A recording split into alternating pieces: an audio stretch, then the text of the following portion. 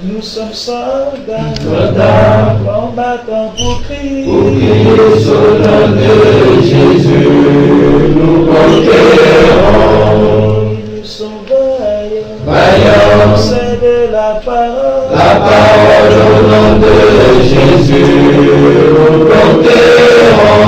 Nous sommes vaillants, Vaillants, cités à dessein au nom de Jésus, nous conquérons.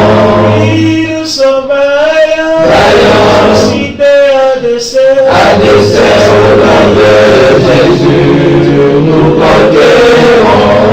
Quels qu'ils soient les effets, Nous conquérons au nom de Jésus, nous conquérons.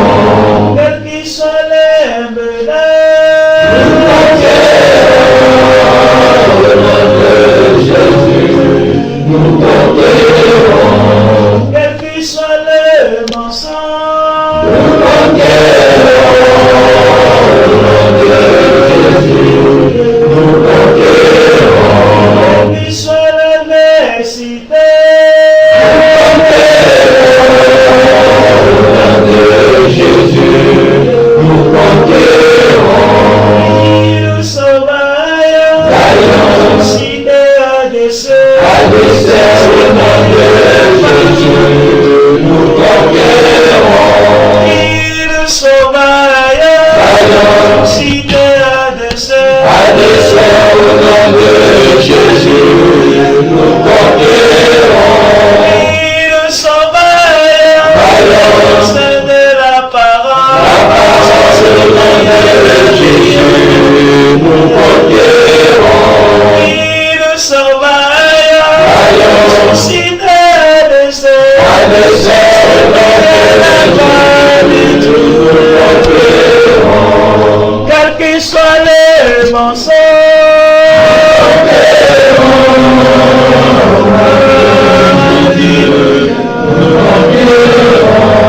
quels qu'ils soient les menaces,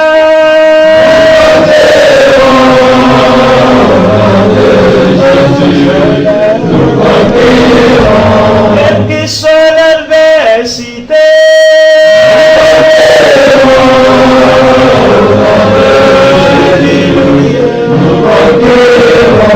quelles qu'ils soient les persécutions,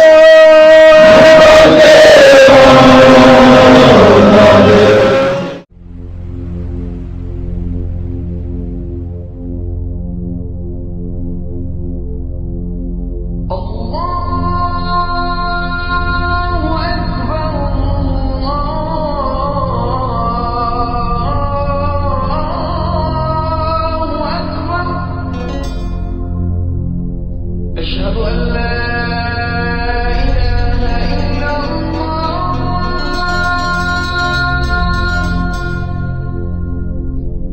أشهد أن لا إله إلا الله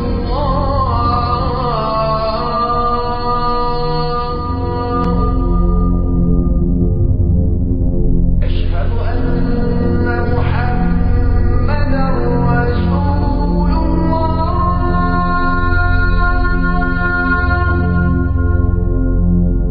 أشهد أن محمدا رسول الله أشهد أن لا إله إلا الله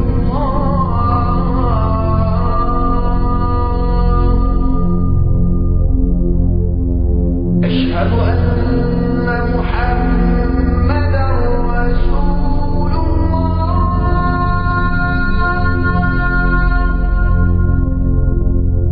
أشهد أن محمدا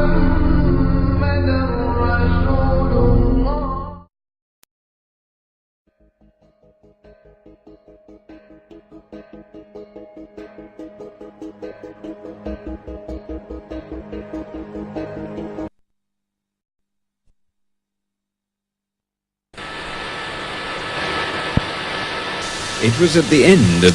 C'est à la fin du grand débat historique qui eut lieu au Royal Albert Hall à Londres le 7 juillet 1985 entre le professeur Floyd E. Clark des États-Unis et M. Ahmed Didat d'Afrique du Sud que le docteur Shorrosh s'est confronté à M. Didat pour la première fois au cours d'une séance questions-réponses sur le thème « Christ a-t-il été crucifié ?»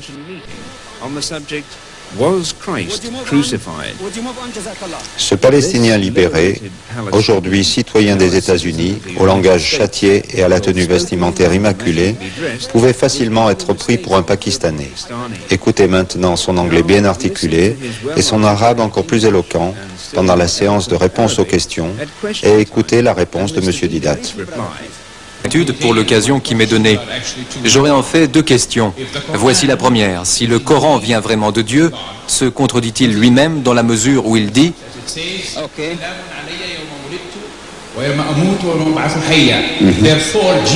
Par conséquent, Jésus est né, il est mort et il fut de nouveau. Deuxième question. I'm sorry. The rules of the game is to ask one question and get the back so that other people will have a chance. Thank you. Now the question is directed to Mr. Didat. Mr. Didat. Merci. The verse in question is Wassalamu alayya yawma wulidtu wa yawma amutu wa yawma ubasu hayya.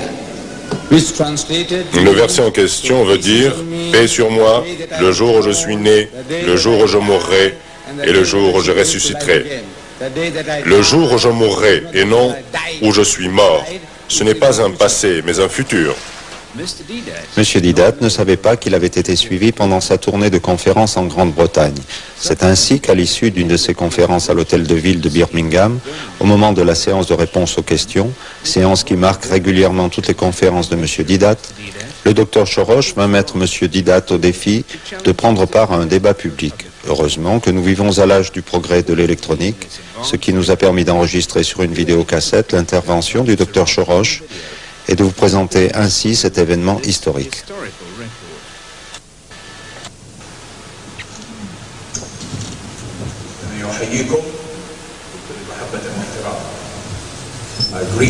Je vous souhaite la bienvenue à notre accord présent. Vous avez parlé avec éloquence et avec force.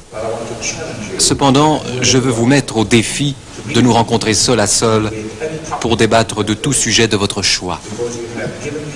En effet, vous donnez à ces personnes qui, à mon sens, sont érudites, une fausse information. En tant qu'arabe, je suis très fier de dire que notre grand prophète est, c'est vrai, un grand homme.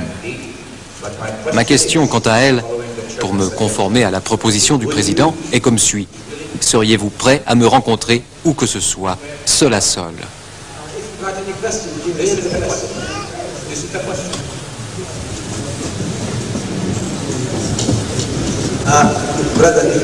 Frère, si vous pouviez simplement décliner votre identité pour nous dire qui vous êtes.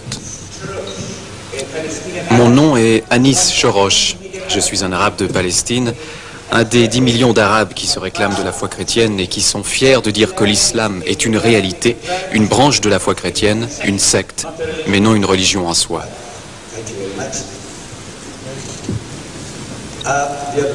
Cher frère, je n'ai toujours pas compris votre nom. Cela ne fait rien, cela ne fait rien. Anis. C'est un nom qui, à mes oreilles, sonne plutôt pakistanais. Cependant, frère Anis, je vais accepter votre défi. Par ailleurs, je vous donne carte blanche pour la location du Royal Albert Hall. Le sujet, je vous laisse le choisir. Nous avons déjà discuté de la question de la crucifixion. Et nous ne voulons pas fatiguer les gens en répétant sans arrêt les mêmes choses. Vous pouvez choisir un thème, tel que Jésus est-il Dieu? Jésus est-il Dieu? Car je sais que les chrétiens, êtes-vous de cela? Je ne sais pas. Les chrétiens en général croient que Jésus est Dieu incarné. Jésus est-il Dieu? Ou la Bible est-elle la parole de Dieu?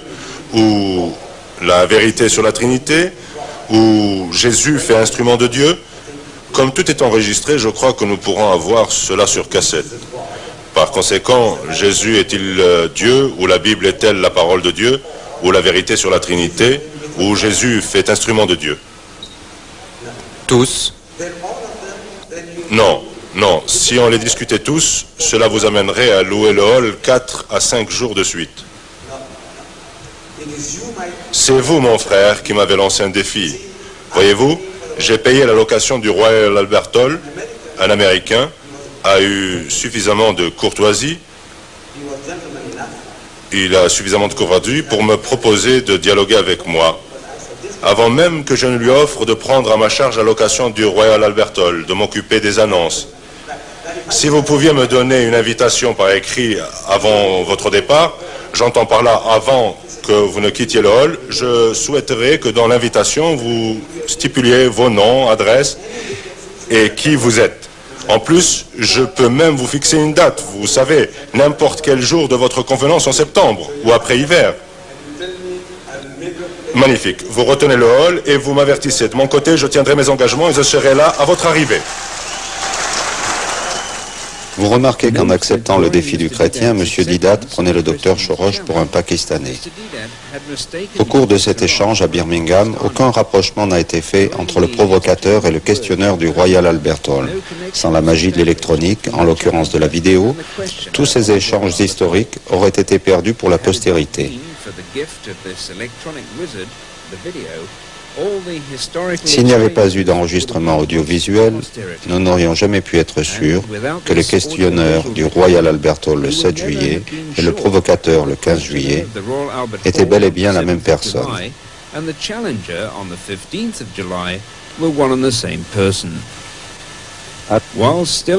Alors qu'en juillet 1985, ils se trouvaient encore tous deux au Royaume-Uni, le sujet, à savoir Jésus est-il Dieu, l'ordonnancement du débat et sa date provisoire était arrêté par le docteur Shorosh et M. Didat.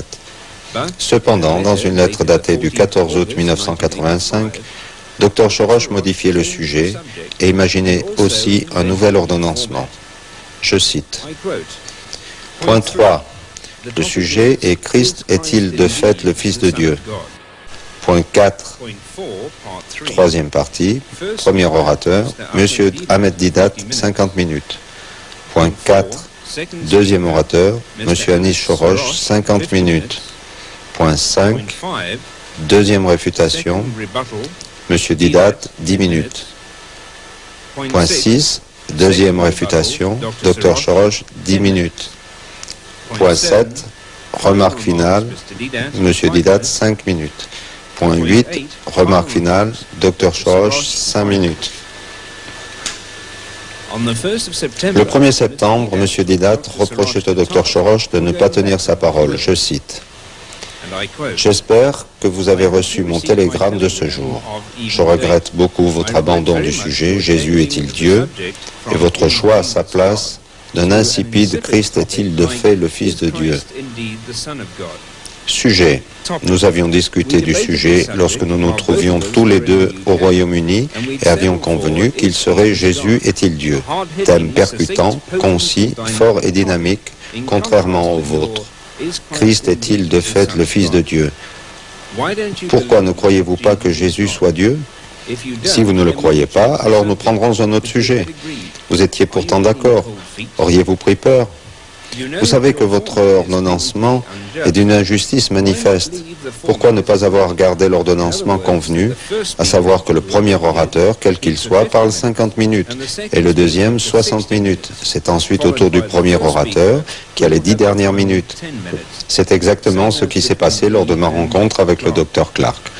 Par souci de justice et d'équité, le président de séance procédera à un pile ou face, juste sous les yeux du public. Vous étiez absolument enchanté par ma proposition au téléphone. L'avez-vous aussi oublié? Le 18 septembre 1985, le docteur Shorosh acceptait finalement que le débat porte sur le sujet convenu au départ. Mais il laissait l'ordonnancement en suspens. Jusqu'au 15 novembre, le docteur Shorosh, par son silence obstiné, maintenait son injuste ordonnancement. Je cite encore.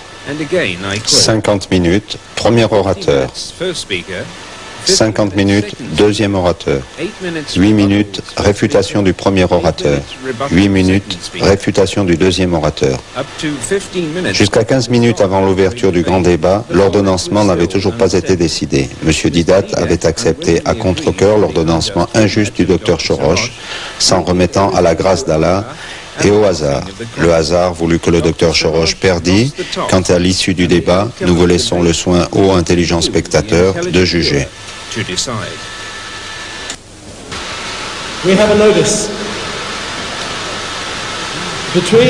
On nous informe qu'entre 1000 et 2000 personnes n'ont pu entrer ici ce soir. C'est ainsi que la police a dû les refouler, suivant les instructions des organisateurs de la réunion, en raison du manque de place. Dans un débat de cette nature, il est important que nous comprenions le caractère de la réunion dans laquelle nous nous trouvons. Je crois que c'est une occasion historique qui permet à ceux qui viennent d'une perspective chrétienne d'écouter ceux qui viennent d'une perspective islamique et vice-versa.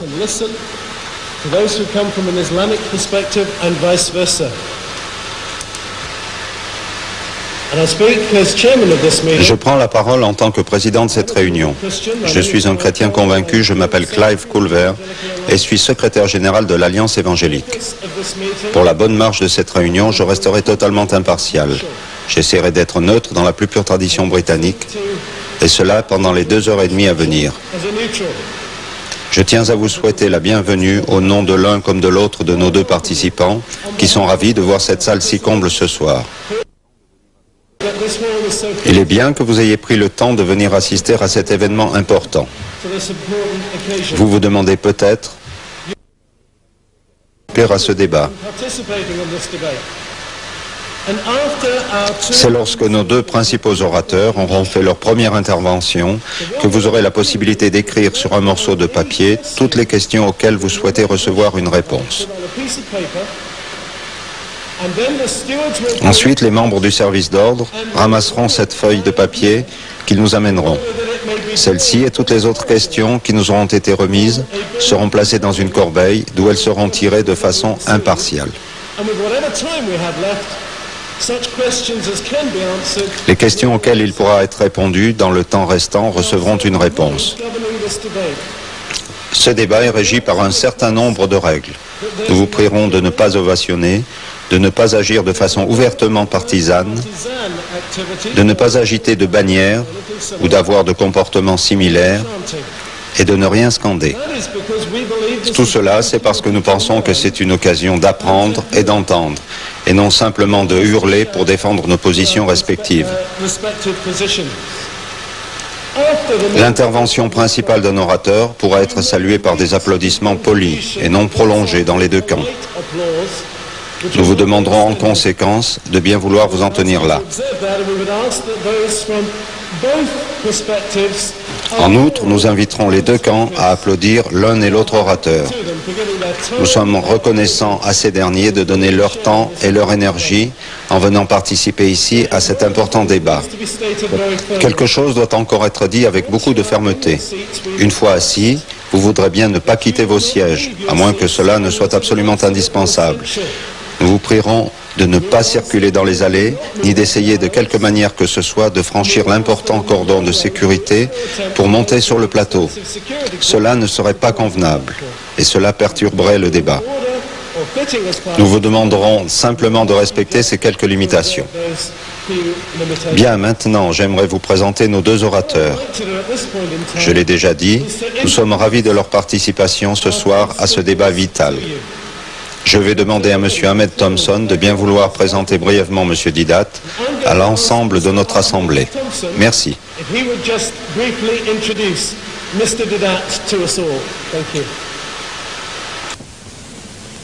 Good evening. Bismillah. Mr. Ahmed Didat is probably well known to many of you already. Bonsoir. Monsieur Ahmed Didat est probablement déjà bien connu de vous tous. En effet, il est déjà venu plusieurs fois en Angleterre. Il était au Royal Albert Hall en juillet l'été dernier, à l'occasion d'un débat similaire à celui-ci. Il dirige le centre de propagation islamique à Durban, en Afrique du Sud. C'est un homme qui a pendant un temps considérable étudié tant le Coran que la Bible. Il est évident qu'étant musulman, pour lui, le Coran est la révélation finale de Dieu aux hommes, au dernier de ses prophètes. Sa perspective est essentiellement basée sur les écrits du Coran. Il s'est toutefois intéressé à la Bible qui, même si elle ne comprend pas l'évangile original de Jésus dans sa conception originale, reste malgré tout un document intéressant.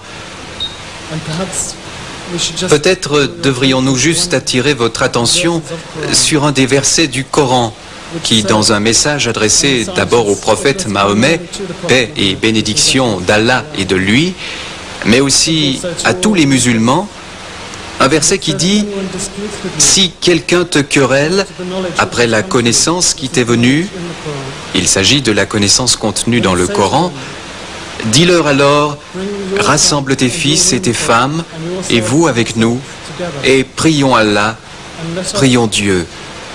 Que la malédiction de Dieu soit sur nous si nous mentons. » C'est pourquoi, au nom de M. Didat et de tous les musulmans, je voudrais seulement dire par rapport à la connaissance qu'il dit venir du Coran, que la malédiction d'Allah soit sur nous si elle est fausse. Merci.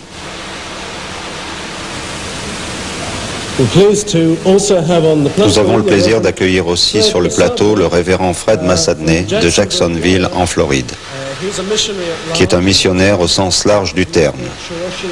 Ce soir, il accompagne M. Shorosh. Un ou deux mots sur Anis Shorosh. Anis est un Palestinien. Il s'est réfugié en 1948 en Jordanie. Il est parti étudier aux États-Unis, dans le Mississippi, où il a obtenu une licence de lettres et une licence de théologie. Marié, il a 4 enfants, 3 garçons et une fille. Il travaille comme évangéliste chrétien depuis 1966. Il vit en Alabama, à Mobile. Il possède en plus un autre diplôme, un doctorat de théologie. Je souhaite chaleureusement la bienvenue ici ce soir à Anis, qui a fait le voyage à travers l'Atlantique. Avant de procéder au pile ou face, le moment est venu de faire part de notre menace. Des transports au propre hors de la salle et au figuré d'enthousiasme se produiront peut-être. Ils ne seront pas l'œuvre uniquement de chrétiens ou uniquement de musulmans, mais des uns comme des autres. En effet, nous sommes ravis du fait que les membres du service d'ordre, en cette occasion, soient un autre aspect de cette aventure en matière de coopération. Par conséquent, s'il vous plaît, veuillez vous plier aux règles et rester dans les limites que nous vous avons indiquées. N'essayez absolument pas de venir sur le plateau. S'il vous plaît, modérez-vous. Il se peut que vous entendiez ce soir des choses qui offensent vos convictions, quelles qu'elles soient. Il n'est pas exagéré de dire que c'est dans la nature même du débat. Nous vous demandons instamment de l'accepter et de reconnaître que la meilleure preuve de votre foi, quelle qu'elle soit, ce sera votre comportement et non pas vos paroles qui la donnera. Car quel que soit votre désir d'argumenter avec des mots, l'attitude et le comportement que nous tous nous aurons les uns envers des autres ce soir témoigneront beaucoup mieux de notre foi que tous les mots que nous pourrions dire. Ce soir, soyons donc courtois et coopérons paisiblement les uns envers les autres. Voilà l'esprit qui animera ce débat. Voilà comment nous allons mener ce débat.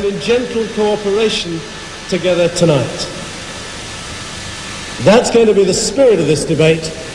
That's the way we're going to handle it. And if there is any need, s'il doit s'avérer nécessaire d'intervenir, je saisirai alors ce micro. Dans quelques instants, nos 2 orateurs s'adresseront à nous. Ils disposeront chacun de 50 minutes pour parler. Je leur toucherai le coude gentiment, 2 minutes avant la fin du temps qui leur a été imparti, 2 minutes avant. S'ils ne finissent pas dans les temps, alors je me lèverai pour aller leur passer un bras fraternel autour des épaules et les encourager à se rasseoir. Et je suis sûr qu'il ne sera pas nécessaire d'en arriver là.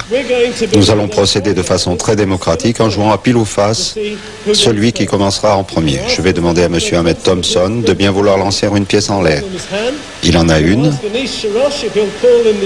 Et nous allons demander à M. Anis Shorosh de dire pile ou face avant qu'elle ne retombe.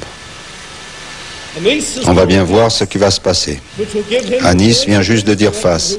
Si c'est face, il a le choix de dire qui commence. Si c'est pile, c'est M. Didat qui choisit celui qui commence. C'est pile, M. Didat, le choix vous appartient. M. Shorosh commence. Je vous remercie.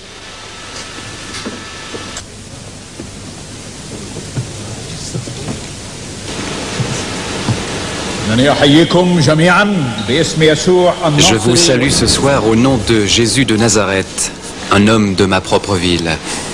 Dans la ville de Nazareth, on nous enseigne de ne jamais aller voir un ami les mains vides. Never go see a friend empty-handed. Tonight, Ce soir, j'ai le grand plaisir d'offrir un présent à mon ami que je rencontre personnellement pour la première fois, Monsieur Didat.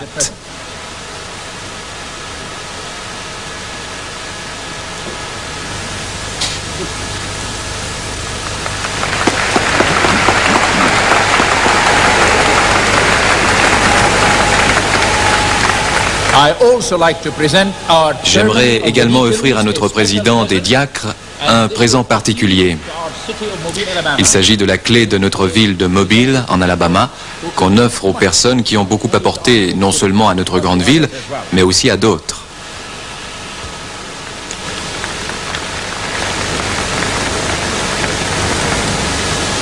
and to all the colleagues.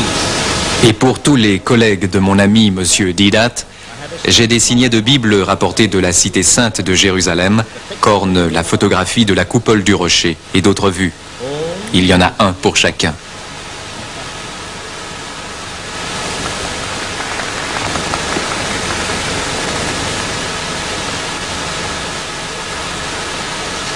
I believe that many of you have Je crois que beaucoup d'entre vous sont assis ici depuis un certain moment. Certains sont venus de loin. L'instant est venu de vous lever quelques minutes. Je vous invite à rester debout avec moi. Pendant que vous êtes debout, je voudrais partager avec vous une de mes pratiques. Je lis ma Bible en arabe, ma langue maternelle, et à genoux. Je la lirai ici, debout, face au public, en signe de respect et de révérence. À ceux d'entre vous qui ont apporté une Bible, ainsi que M. Didat l'avait suggéré dans l'annonce, vous pouvez l'ouvrir à l'Épître aux Hébreux, chapitre 1, s'il vous plaît. Les Hébreux, chapitre 1, nous n'allons lire que les 8 premiers versets. 8 verses. God, who at various times and in different ways Après avoir autrefois, à plusieurs reprises et de plusieurs manières, parlé à nos pères par les prophètes, Dieu, dans ces derniers temps, nous a parlé par le Fils qu'il a établi héritier de toutes choses, par lequel il a aussi créé le monde et qui, étant le reflet de sa gloire et l'empreinte de sa personne, et soutenant toutes choses par sa parole puissante, a fait la purification des péchés et s'est assis à la droite de la majesté divine dans les lieux très hauts, devenu d'autant supérieur aux anges qu'il a hérité d'un nom plus excellent que le leur.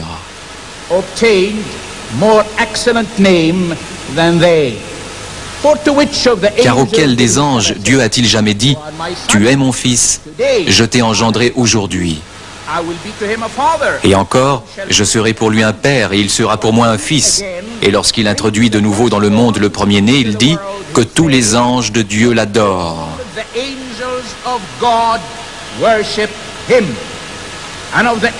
De plus, il dit des anges, celui qui fait de ses anges des vents et de ses serviteurs une flamme de Dieu. Mais il a dit au Fils, ton trône, ô Dieu, est éternel, le sceptre de ton règne est un sceptre d'équité. Merci et asseyez-vous, je vous en prie.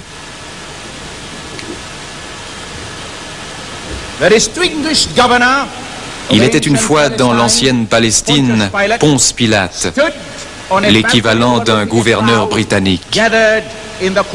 Il se tenait debout à un balcon surplombant la foule rassemblée dans la cour de la forteresse d'Antonia à Jérusalem, où j'ai habité avant d'en partir. Il posa à la foule excitée une question très grave. Que dois-je donc faire de Jésus, qu'on appelle le Christ ? Ce soir, 1252 ans après que cet événement historique et d'autres encore se sont déroulés, la destinée éternelle de chaque âme humaine dépend de la façon dont il répondit à cette question. La réponse de la foule dans ce petit matin de Jérusalem fut « Crucifie-le ». La raison donnée à Pilate, selon notre loi, il doit mourir parce qu'il s'est fait fils de Dieu.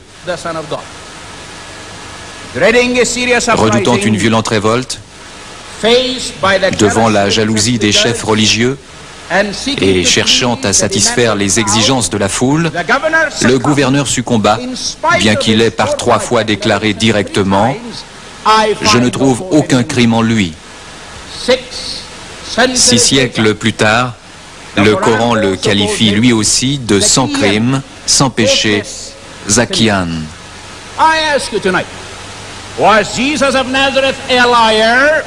Je vous le demande ce soir, Jésus de Nazareth était-il un menteur, un fou, ou le Seigneur qu'il prétendait être? La création, la conscience et l'histoire fournissent des preuves à l'appui de l'existence de Dieu. Les religions sont les efforts, des efforts considérables que l'homme fait pour trouver Dieu. Voilà ce que disent les philosophes, les théologiens et les historiens. Mais une minute, j'ai moi une question à poser. Dieu est-il vraiment perdu, qu'il nous faille le chercher pour le trouver? N'est-ce pas nous qui sommes plutôt perdus? Et c'est pour cela qu'il vient nous chercher. C'est pour cela qu'il vient, par l'intermédiaire du Christ, à notre recherche, à la vôtre comme à la mienne. Là encore, pour impressionner vos esprits intelligents, je citerai un autre passage de la Bible. Seconde épître aux Corinthiens, chapitre 4, versets 3 et 4. Si notre évangile est encore voilé, il est voilé pour ceux qui périssent, pour les incrédules dont le Dieu de ce siècle a aveuglé l'intelligence, afin qu'ils ne vissent pas briller la splendeur de l'évangile de la gloire de Christ, qui est l'image de Dieu.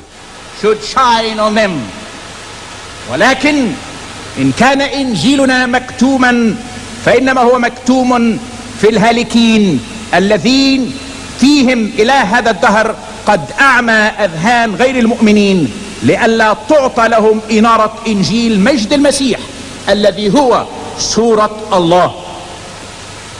The Bible is the most extraordinary book in the world. La Bible est le livre le plus extraordinaire du monde.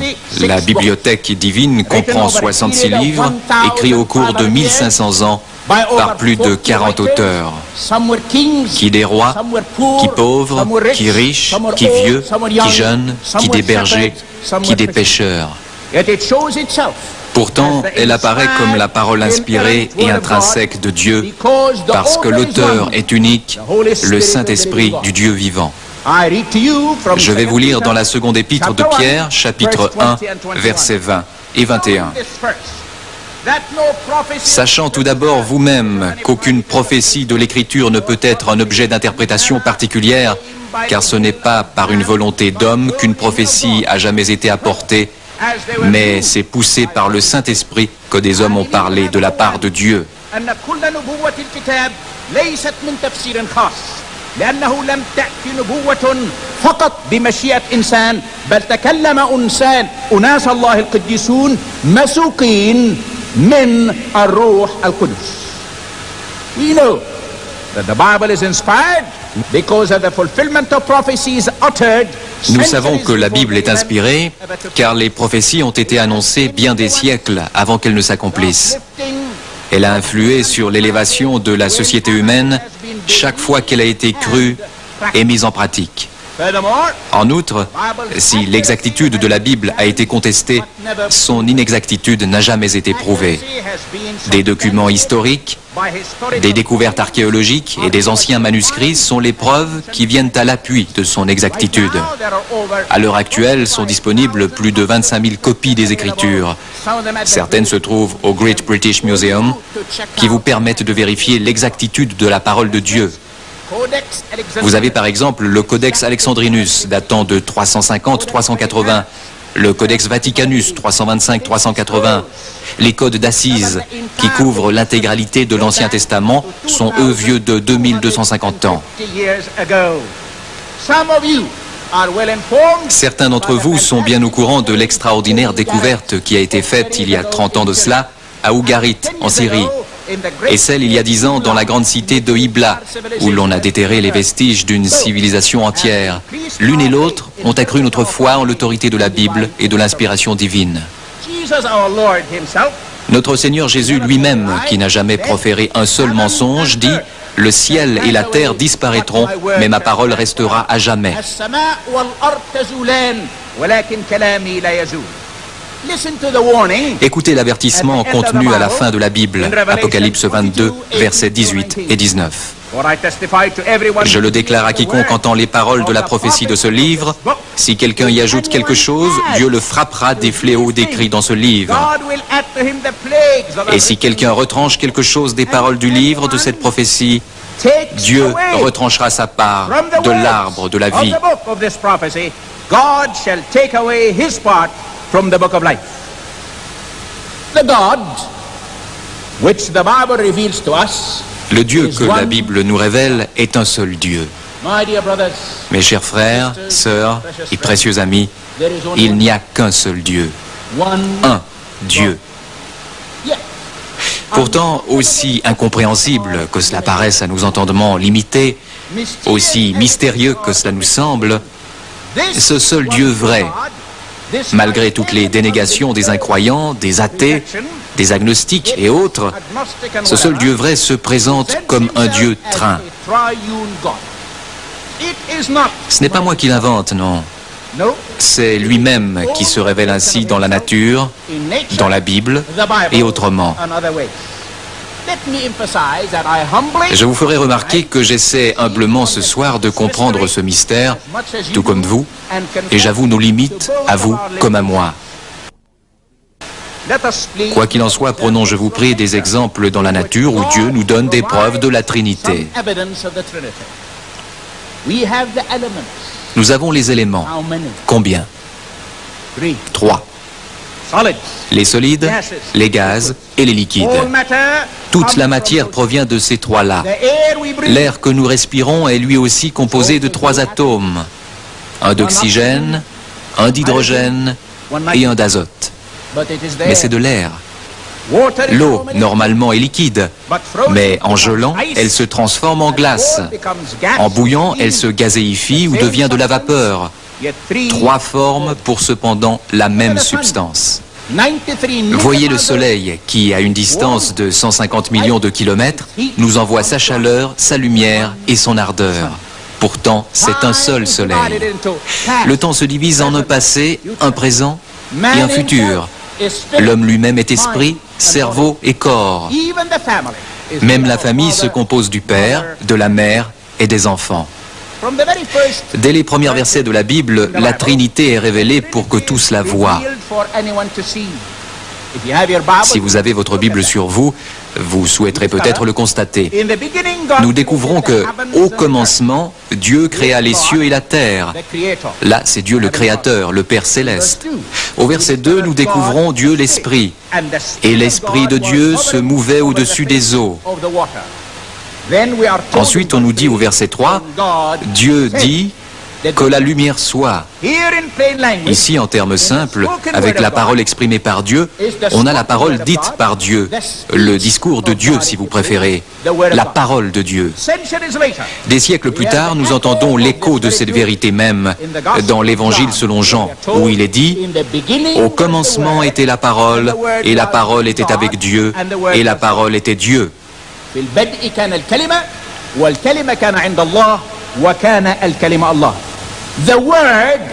La parole devient de façon évidente une personne au verset 2, où il nous est dit « Elle », oui, le mot « elle », elle était au commencement avec Dieu.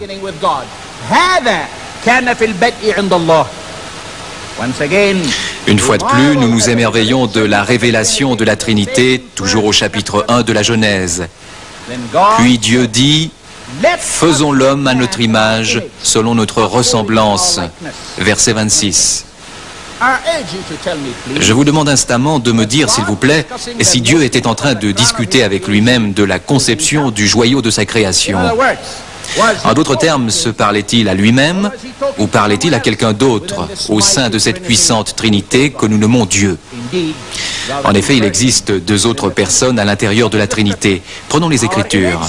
Notre image, notre ressemblance, faisons 3 nous bien clairs. Lorsqu'on passe au verset 27, là encore nous sommes surpris. Dieu créa l'homme à son image, il le créa à l'image de Dieu, il créa l'homme et la femme, il les a créés, le mystère est dévoilé. Nous voyons 3 pronoms, mais contrairement au « nous » mentionné plus haut, ici les pronoms ne sont pas au pluriel, mais au singulier. Oui, un seul Dieu, cela ne fait aucun doute, et pourtant 3 personnes, une Trinité bénite. Dans la Genèse 3, 22, cette vérité est de nouveau rapportée. L'Éternel Dieu dit, « Voici, l'homme est devenu comme l'un de nous pour la connaissance du bien et du mal. » Dans le livre des Commencements, chapitre 11, verset 7, ce mystère nous est une fois de plus signalé au moment où les hommes bâtissent la tour de Babel. « Allons, déclare Dieu, descendons et là confondons leur langage. » Là encore, je vous le demande, Dieu se parlait-il à lui-même? Et dans ce cas, pourquoi ne dit-il pas « Allez, je descends » ? Dans la vision terrifiante d'Isaïe, chapitre 6, nous entendons la proclamation des anges au verset 3. « Saint, Saint, Saint est l'Éternel des armées. Toute la terre est pleine de sa gloire. » Auditeurs assidus, pouvez-vous m'expliquer pourquoi Saint est répété 3 fois? Pourquoi pas 2? Pourquoi pas 4 ou plus? Dieu, Esprit, ces mots deviennent-ils pour vous plus clairs? En outre, le verset 8 explicite encore davantage la Trinité. « J'entendis la voix du Seigneur disant, « Qui enverrai-je et qui marchera pour nous ?» Avez-vous entendu cela? Enverrai-je, marchera pour nous. Le nous est le je et le je est le nous. Nombreux sont ceux qui parmi vous connaissent l'arabe. Bien que l'arabe soit, ainsi que certains d'entre nous l'appellent, la langue de ma mère, langue maternelle. C'est en fait ma langue. Ma mère a encore sa langue, et j'ai ma langue, mais, et écoutez bien ce qui suit, nos verbes, comme dans toutes les langues sémitiques, suivent un schéma grammatical différent. Nous avons tout l'Ancien Testament en hébreu, qui est très similaire à celui en arabe. Nous avons un verbe à une forme, un verbe à 2 formes, et un verbe à 3 formes ou plus. Prenez par exemple notre mot « hakel ». C'est le verbe « haïr » au singulier. « hakele » 2 haïssent. « Hakelu » ce sont 3 qui haïssent. En conséquence, dans toutes les langues sémitiques, le verbe identifie fréquemment le nombre de personnes qui prennent part à l'action. Le « vous » français se rapporte soit à une personne, soit à 2, soit à 1 million. Mais cela n'est vrai ni en arabe ni en hébreu. Même le mot « Elohim » est un pluriel qui désigne Dieu en hébreu. Ciel se dit « Shama ». Dans la Genèse 1.1, nous lisons le mot « Shamahim » qui est au pluriel et qui signifie « cieux ». Vous ne vous êtes jamais demandé pourquoi Dieu se révélait de cette façon trine? Je suis le Dieu d'Abraham, d'Isaac et de Jacob. Dans le livre des Nombres, chapitre 6, versets 24 et 26, on donne des instructions pour la dédicace du tabernacle. Pourquoi a-t-on une bénédiction trinitaire si Dieu n'est qu'un? Que l'Éternel te bénisse et qu'il te garde. Que l'Éternel fasse luire sa face sur toi et qu'il t'accorde sa grâce. Que l'Éternel tourne sa face vers toi et qu'il te donne la paix. Au moment de Noël, selon le docteur Luc, chapitre 2, verset 13, nous reconnaissons de nouveau le Dieu unique et trin. Gloire à Dieu dans les lieux très hauts, chantent les anges. Il est dans les cieux. Et paix sur la terre est chanté par tous à cette époque de l'année et dans le monde entier. Selon Isaïe 9, 6, l'un des titres de Jésus est « Prince de la paix ». Les anges annoncent l'avènement de la paix à Bethléem. Troisièmement, nous voyons l'esprit de joie, de bonne volonté envers les hommes. La Trinité est décrite avec vigueur au moment du baptême de Jésus. Et tout de suite, après être sorti de l'eau, il vit les cieux s'ouvrir et l'Esprit descendre comme une colombe et venir sur lui. Et une voix se fit entendre des cieux.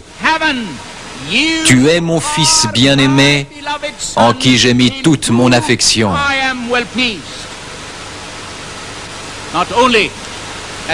La Trinité est clairement démontrée non seulement à la naissance de Jésus et au commencement de son ministère public, mais aussi vers la fin de ce dernier. Sur le mont Tabor, qui se trouve non loin de ma ville natale de Nazareth, au moment de la transfiguration, l'Esprit de Dieu est vu comme une nuée et Dieu le Père proclame « Celui-ci est mon Fils bien-aimé en qui j'ai toute mon affection, écoutez-le ».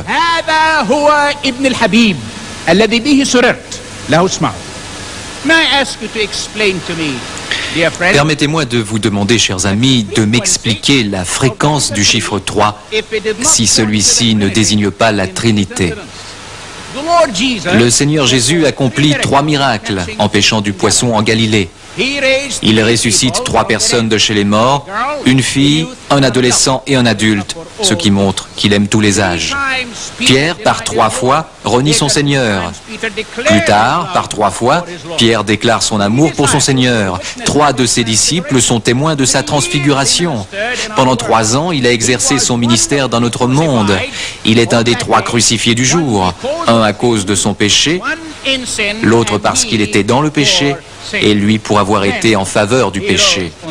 Puis il ressuscite le 3e jour. Pouvez-vous nier la proclamation de Dieu? Êtes-vous en train de me dire que le Tout-Puissant nous induit en erreur? Ou encore pire, qu'il nous ment? Laissez Dieu être Dieu. Et ne lui dites pas ce qu'il peut ou ne peut pas dire, être ou faire. Jésus lui-même, qui n'a jamais menti ni péché, conclut son ministère rédempteur par cette déclaration inhabituelle mais claire. Matthieu chapitre 28, 18, 20. Tout pouvoir m'a été donné dans le ciel et sur la terre. Quel prophète ose dire une chose pareille? Allez, faites de toutes les nations des disciples, les baptisant au nom du Père, du Fils et du Saint-Esprit, et enseignez-leur à observer tout ce que je vous ai prescrit. Et voici, je suis avec vous tous les jours jusqu'à la fin du monde. Des millions de chrétiens appellent cela la mission universelle. Nombreux sont ceux qui commencent leur rite d'adoration par « Au nom du Père, du Fils et du Saint-Esprit ». Maintenant, la question qui nous occupe, Jésus est-il Dieu? Laissez-moi souligner le fait que si Jésus était né de la même manière que vous et moi, et non pas d'une vierge de façon surnaturelle, s'il avait vécu simplement comme un homme ordinaire, s'il était mort comme nous mourrons tous, sans ressusciter ni monter au ciel, il n'y aurait alors absolument pas matière à discussion. Il serait démis ce soir comme un imposteur. Mais la vraie question ce soir est celle-ci. Dieu était-il Jésus? Si nous acceptons le fait que Dieu est tout-puissant et qu'il peut tout faire, on commence à percevoir notre dilemme. D'un côté, nous affirmons que Dieu peut se faire n'importe qui, parce que son pouvoir ne connaît pas de limite. Et pourtant, de l'autre côté, nous supposons que sa puissance n'est pas si totale, dès lors que nous lui refusons la prérogative de se faire homme. Je vous laisse juge, chers amis. L'homme ne peut jamais se faire Dieu. C'est un blasphème. Mais Dieu peut devenir un homme. Son nom est alors Jésus-Christ, le Seigneur, le Sauveur, le Roi des rois et le Seigneur des seigneurs. Le docteur Stanley Jones, surnommé l'apôtre de l'Inde, expliquait ainsi les types de religions dans le monde. Le premier, disait-il, a été la parole faite parole, Dieu se révélant principalement dans un livre saint. Le deuxième type est la parole faite loi. Dieu se retrouve le fondement d'un ensemble de règles. Le troisième, c'est la parole faite chair. Si les hommes étaient des bibliothèques, le meilleur moyen de communiquer avec eux serait par l'intermédiaire d'un livre. Si les hommes étaient des constitutions et des décrets, ils réagiraient le mieux à un ensemble de lois. Parce que nous sommes humains, Dieu a choisi de faire la parole chair. Et nous lisons que la parole devint chair. Et nous vîmes sa gloire comme la gloire du seul Fils engendré par Dieu. والكلمة صار جسدا وحل بيننا ورأينا مجده مجدا كما لوحيد من الآب مملوءا نعمة وحقا. For those of you Pour ceux d'entre vous qui connaissent l'histoire d'Abraham, laissez-moi vous rafraîchir la mémoire ce soir. Dieu est venu à Abraham sous la forme d'un homme 1500 ans avant que Dieu n'entre à Bethléem, sous la forme d'un bébé. Voyons la Genèse 18, s'il vous plaît. Je lis. L'Éternel lui apparut parmi les chênes de Mamré, comme il était assis à l'entrée de sa tente pendant la chaleur du jour. Écoutez attentivement. Il leva les yeux et regarda, et voici, 3 hommes étaient debout près de lui. Ils se sont purement et simplement matérialisés. Quand il les vit, il courut au-devant d'eux, depuis l'entrée de sa tente, et se prosterna à terre. Et il dit, « Seigneur, si j'ai trouvé grâce à tes yeux, ne passe point, je te prie, loin de ton serviteur. » Nous lisons au verset 13, « L'Éternel dit à Abraham, « Pourquoi donc Sarah a-t-elle ri en disant, « Est-ce que vraiment j'aurais un enfant, moi qui suis vieille ?» Y a-t-il rien qui soit étonnant de la part de l'Éternel? Au temps fixé, je reviendrai vers toi à cette même époque et Sarah aura un fils. Plus tard, alors que Abraham intercède pour Sodome et Gomorrhe, nous notons qu'il s'adresse au Seigneur comme à un des hommes. Prenez les versets 22 et suivants. Les hommes s'éloignèrent et ils allèrent vers Sodome. Mais Abraham se tint encore en présence de l'Éternel. Abraham s'approcha et dit, « Feras-tu aussi périr le juste avec le méchant?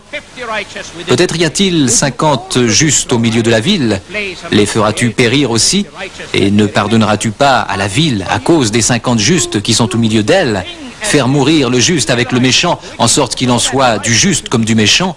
Loin de toi cette manière d'agir, loin de toi. Celui qui juge toute la terre n'exercera-t-il pas la justice? » Le dernier verset du chapitre 18 de la Genèse se réfère à cette apparence humaine du grand Dieu de l'univers.